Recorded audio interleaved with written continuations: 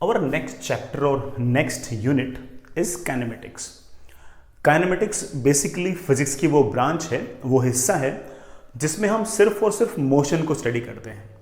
हम काइनेमेटिक्स में मोशन के कारण को स्टडी नहीं करते कि किस फोर्स के कारण मूव कर रहा है, किस टॉर्क के कारण मूव कर रहा है, या फिर वर्क कितना है, पावर कितना है। हम सिर्फ और सिर्फ ये डिस्कस करते हैं कि मोशन कैसा है, वेलोसिटी कितनी है, एक्सेलरेशन कितना है, डिस्प्लेसमेंट क्या है। सिर्फ इन्हीं बातों को हम काइनेमेटिक्स में डिस्कस करते हैं। एक छोटी सी बात लिख भी सकते हैं कि it is branch of physics which deals with motion without going into details about cause of motion. Motion किन कारणों से हुआ है उस बात को हम बहुत ज़्यादा डिस्कस नहीं करते। हम ज़्यादातर इसी बात को डिस्कस करते हैं कि आखिर मोशन कैसा है, वेलोसिटीज क्या है, एक्सेलरेशंस क्या है, डिस्प्लेसमेंट्स क्या है, बस इतनी सी बात करते हैं।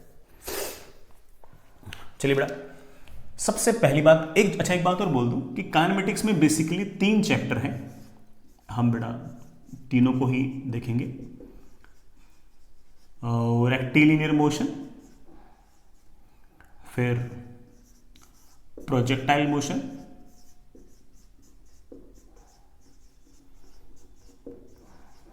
And last relative motion. वो डेफिनेशंस निपटा लेते हैं। तो सबसे पहली एक छोटी सी बात है बेटा, you know it very well, कि एक हल्की सी बात है, that is rest and motion. Rest किसको कहोगे और मोशन किसको कहोगे? अगर ऑब्जर्वर के रेस्पेक्ट में कोई ऑब्जेक्ट की पोजीशन फिक्स्ड है, अगर ऑब्जर्वर के रेस्पेक्ट में कोई ऑब्जेक्ट मूव नहीं कर रही है, उसकी पोजीशन एग्जैक्टली फिक्स है, तो हम ये कहेंगे कि वो ऑब्जेक्ट रेस्ट पे है विथ रेस्पेक्ट टू ऑब्जर्वर। सुना आपने? ऑब्जेक्ट रेस्ट पे है विथ रेस्पेक्ट टू ऑब्जर्वर। आप बार बार इस बात को सोच रहे होंगे कि सर ऑब्जेक्ट के साथ साथ ऑब्जर्वर भी बोल रहे हैं। इसका मतलब कोई ऑब्जेक्ट रेस्ट पे है, ये सिर्फ और सिर्फ इस बात पर डिपेंड नहीं करता कि ऑब्जेक्ट क्या है, ये इस बात पर भी डिपेंड करता है कि ऑब्जर्वर कौन है। जैसे मैं एक एग्जांपल लेता हूं। मान लीजिए कि किसी ट्रेन के अंदर कोई ट्रेन जा रही है ऐसे ट्रैक पे, और उसकी किसी बोगी के अंदर मैं और आप आमने सामने बैठे हैं। मैं आपके सामने बैठा हूं, मतलब सामने वाले बर्थ पे आप मेरे हैं, ऐसे आमने सामने बैठे हैं। मेरे रेस्पेक्ट में आपकी पोजीशन फिक्स है। आप मेरे सामने बैठे हो, अब भी बैठे हो, अब भी बैठे हो। It means that your position with respect to me is fixed. It means that you are at rest with respect to me. It doesn't mean कि आप पूरी दुनिया के रेस्पेक्ट में रेस्ट पे हो। ये ट्रेन जा रही है और मान लीजिए कि प्लेटफॉर्म पे कोई इंसान खड़ा अगर आपको देख रहा है तो बोलेगा कि देखो ये यहां पर है, अरे अब यहां पर है, अरे अब यहां पर है, अरे पता नहीं अब कहां पर है। तो लगातार जो प्लेटफॉर्म पे इंसान खड़ा है उसके रेस्पेक्ट में आपकी पोजीशन लगातार चेंज हो रही है, तो आप मोशन पे हो। और मेरे रेस्पेक्ट में आपकी पोजीशन चेंज नहीं हो रही है, तो आप इसका मतलब रेस्ट पे हो। इसका मतलब आप रेस्ट पे भी रह सकते हो और मोशन पे भी रह सकते हो। ये इस बात पर डिपेंड करता है कि आपको देखने वाला कौन है। अगर मैं आपके सामने वाले बर्थ पर बैठा और आपको देख रहा हूं, तो इसका मतलब आप मेरे रेस्पेक्ट में रेस्ट पे हो। और कोई प्लेटफॉर्म पे खड़ा हुआ इंसान रेस्ट पे हो, और कोई प्लेटफॉर्म पे खड़ा हुआ इंसान अगर आपको देख रहा है, तो इसका मतलब आप मोशन में हो। तो rest and motion are not only the property of object only, they are the properties of object as well as observer. तो बेटा पहली बात, दीज आर, दोनों के लिए एक साथ बोल रहा हूं, they are property of object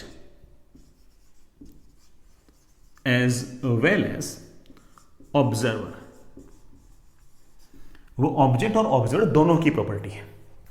एक बात और मैं डिफाइन भी कर देता हूं, if position of object with respect to observer remains unchanged, then object is at rest. बेटा ऑब्जेक्ट रेस्ट में है, पूरी दुनिया के रेस्पेक्ट में रेस्ट में नहीं है, किसके रेस्पेक्ट में? ऑब्जर्वर के रेस्पेक्ट में। Then object is at rest with respect to observer. इसी तरह से मैं एक बात और लिख दूं कि इफ पोजीशन ऑफ ऑब्जेक्ट, बेटा मैंने इसमें लिखना if position of object,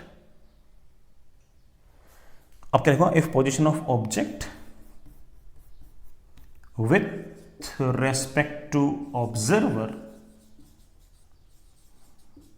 is changing, comma, then इसका मतलब क्या हुआ? ऑब्जर्वर के रेस्पेक्ट में अगर ऑब्जेक्ट की पोजीशन अगर लगातार चेंज हो रही, इसका मतलब क्या हुआ? ऑब्जर्वर के रेस्पेक्ट में अगर ऑब्जेक्ट की पोजीशन अगर लगातार चेंज हो रही, इसका मतलब क्या हुआ? कि इसका मतलब ऑब्जर्वर के रेस्पेक्ट में ऑब्जेक्ट मोशन में है। Then object is in motion with respect to observer. तो मैं फिर से इस बात को बोल दूं कि rest and motion are not only the property of object only, they are not that absolute, they are property of object as well as observer. वो ऑब्जेक्ट की और ऑब्जर्वर की दोनों की मिलाकर प्रॉपर्टीज है। Fair enough. चलिए बेटा, अब हमारे कुछ फिजिकल टर्म्स हैं, उनको हम एक एक करके डिफाइन करते हैं। हमारा सारा अगला जितना खेल है, सारी जितनी बातें हैं, वो उन फिजिकल टर्म्स के इर्द गिर्द ही हैं। तो हमें उन फिजिकल टर्म्स का बढ़िया आइडिया होना चाहिए, तगड़ा आइडिया होना चाहिए। सबसे पहले छोटी सी डेफिनेशन है, बहुत ही ट्रिवियल सी है, सब बच्चों को पहले से पता ही होती है, बट बेटा मैं तो शुरू से सारी बातें बोल रहा हूं, तो आप तो सुनिए। सबसे पहली है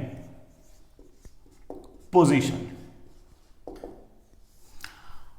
पोजीशन ऐसा वेक्टर है, सुनिए इस बात को, पोजीशन ऐसा वेक्टर है जो ऑब्जर्वर के रेस्पेक्ट में ऑब्जेक्ट की लोकेशन बताता हो। लिखना इस बात को बेटा, it is a vector which provides location of object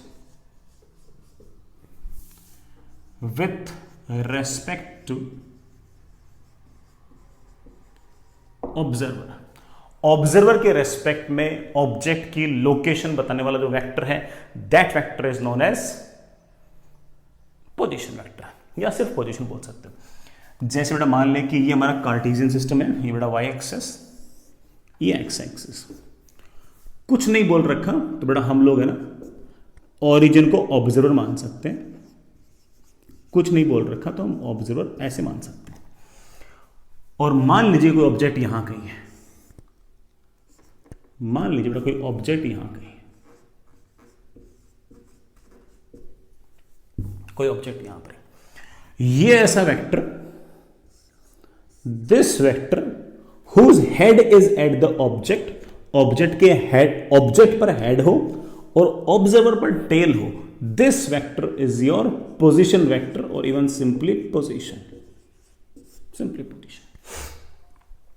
position बोल दो बेटा, पोजीशन वेक्टर बोल दो, एक ही बात है।